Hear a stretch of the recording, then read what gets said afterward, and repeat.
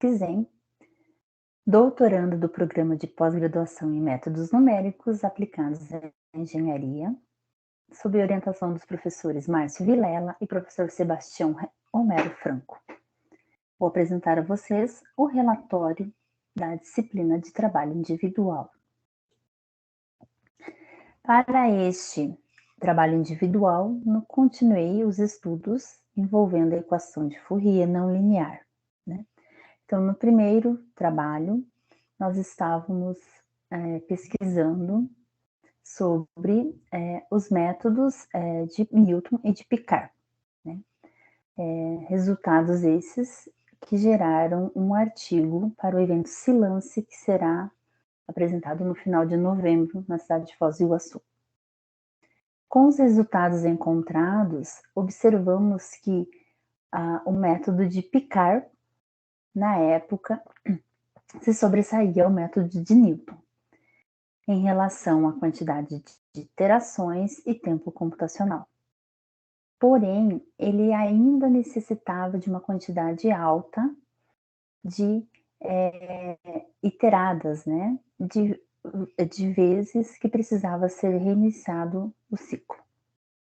Então, para isso, optou-se em utilizar o método multigrid, que ele serve como um acelerador, né, para essa quantidade de iteradas. Então, aqui está a equação de Fourier não linear, né, mais conhecida também como a equação do calor.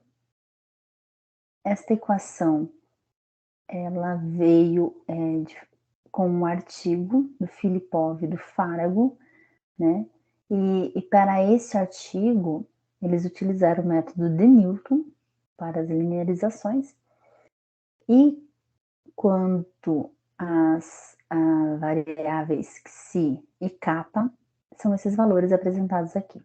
Então, nós utilizamos os mesmos valores e introduzimos o método de Picard para as linearizações, né, para tornar essa equação linear.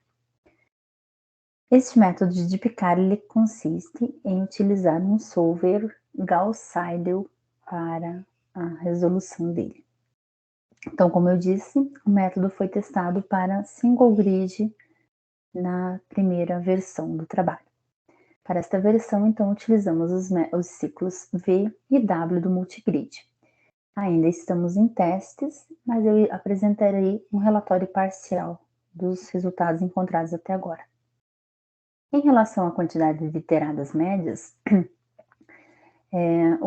observamos que o single grid, né, ele possui uma quantidade alta de iteradas, né?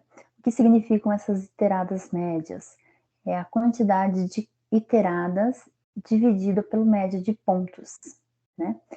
Então, por exemplo, quando eu me refiro a 8, 9 e 10 no gráfico, significa que eu utilizei 65, 129 e 257 pontos, tanto para o espaço quanto para o tempo, né?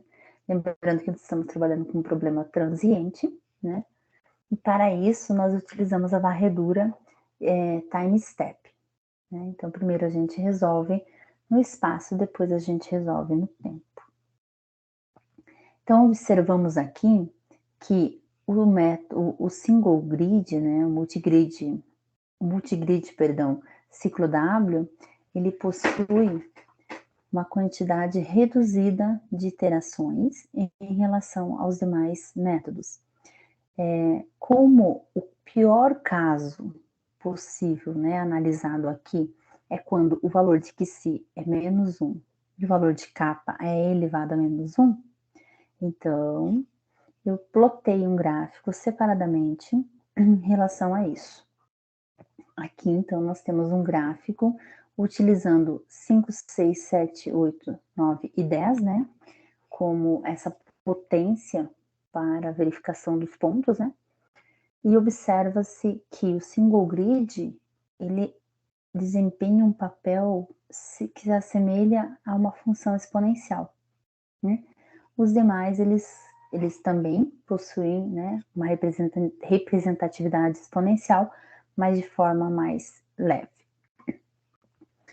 Então, como eu disse para vocês, nós utilizamos então o multigrid, né, e o single grid. Utilizamos então do MATLAB para rodar o nosso programa. Então, quando nós estamos trabalhando com o ciclo V e ciclo W no multigrid, nós utilizamos um sistema simétrico. Então, nós calculamos a quantidade de pontos na ida e na volta, tá? Então, aqui a gente tem um simétrico para aplicar, né?